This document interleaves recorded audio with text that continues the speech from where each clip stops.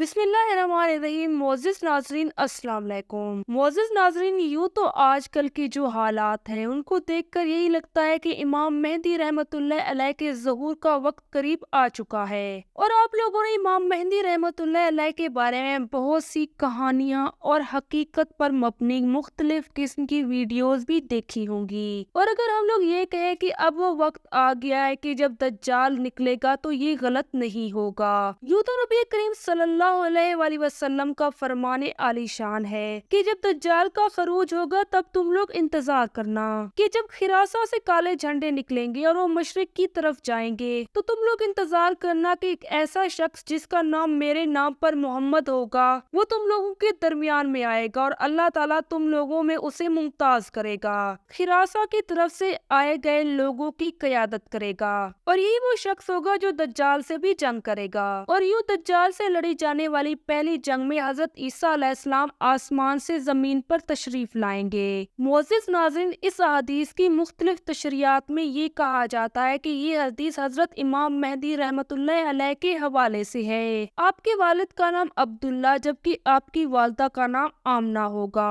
اور اس وقت آپ کی عمر تقریباً 40 برس کے قریب ہوگی، اور حضرت امام مہدی رحمۃ اللہ علیہ اس وقت خانہ کعبہ کا طواف کر رہے ہوں گے، اور جب حضرت امام مہدی رحمۃ اللہ علیہ خانہ کعبہ کا طواف کر رہے ہوں گے تبھی علماء کی ایک جماعت آپ کو پہچان لے گی اور پھر وہ آپ کے ہاتھ پر بیعت بھی کریں گے، اور یہ وہ وقت ہوگا جب امام مہدی رحمۃ اللہ علیہ کی پہچان کی جائے گی، اور امام مہدی رحمۃ اللہ علیہ کی پہچان سے چند دن قبل ہی خراسہ سے کالے جھنڈے والے گھوڑے نکلیں گے۔ اس حدیث سے یہ تو صاف ظاہر ہوتا ہے کہ جب شیطان کا خروج ہو جائے گا تو اس کے بعد ہی حضرت امام مہدی رحمۃ اللہ علیہ کی پہچان ہوگی، اور شیطان امام مہدی رحمۃ اللہ علیہ سے پہلے ہی اس دنیا میں آ چکا ہوگا، اور وہ تقریباً پوری دنیا کے اوپر بھی قبضہ کر چکا ہوگا۔ صرف مکہ اور مدینہ ہی دو ایسے مقامات ہیں جہاں پر شیطان داخل نہ ہو پائے گا، اور پھر شیطان اپنے لشکر کے ساتھ شام کے دارالحکومت دمشق کے اندر پڑاؤ ڈالے گا، اور حضرت امام مہدی رحمۃ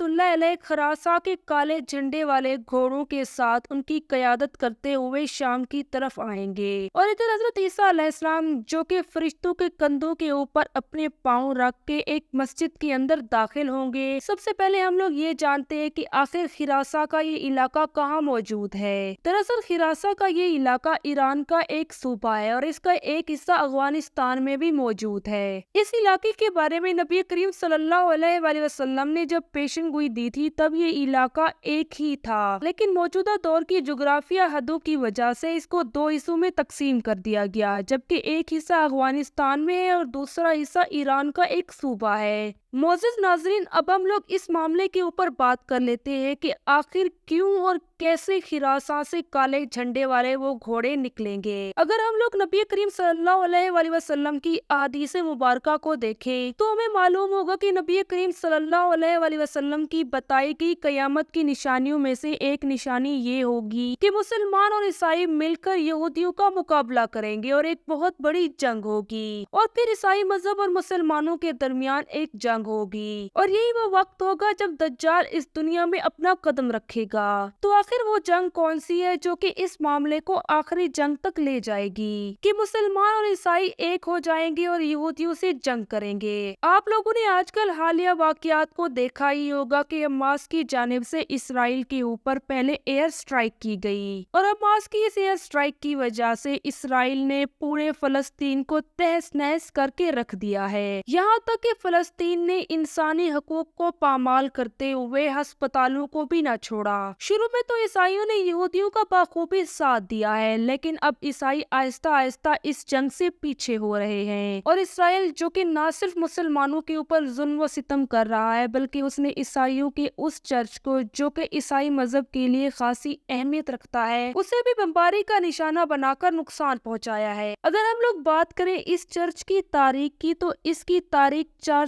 25 ईस्वी तक जाती है। ये वो चर्च है जहाँ पर हजरत ईसा अलैहिस्सलाम पैदा हुए थे और उन्हें कपड़े में लपेटा गया था, और ये कपड़ा भी उसी चर्च के अंदर मौजूद है। और इसी चर्च के अंदर हजरत ईसा अलैहिस्सलाम का वो पंघूड़ा जिसके अंदर सबसे पहले हजरत ईसा अलैहिस्सलाम को लिटाया गया था, ये तमाम की तमाम तबरुकात उसी चर्च के अंदर रखे हुए थे। और अब ये कहा जा रहा है कि अगर इसराइली बमबारी की वजह से ये चर्च तबाह हो जाता है तो इससे पूरी ईसाईयत की दुनिया में भूचाल आ जाएगा। एक अंदाजे के मुताबिक इस चर्च को पूरी तरह से तबाह कर दिया गया है, लेकिन इसराइल की जानिब से इस खबर को दबाया जा रहा है, क्योंकि अगर ये खबर पूरी ईसाईयत की दुनिया में गई तो उनके लिए ये खतरे की एक घंटी होगी। बहरहाल इसमें क्या सच्चाई है ये तो वक्त ही बताएगा, लेकिन अभी भी यूरोप के अंदर फलस्तीनी मुसलमानों के हक में नारे लगाए जा रहे हैं। आप लोग इस बात का अंदाजा इस वाक़ये से भी लगा सकते हो कि जब वाशिंगटन के अंदर यहूदियों के हक में एक रैली निकली तो उनका मुकाबला वहाँ पर मौजूद फलस्तीन के हक में निकलने वाली रैली से हुआ।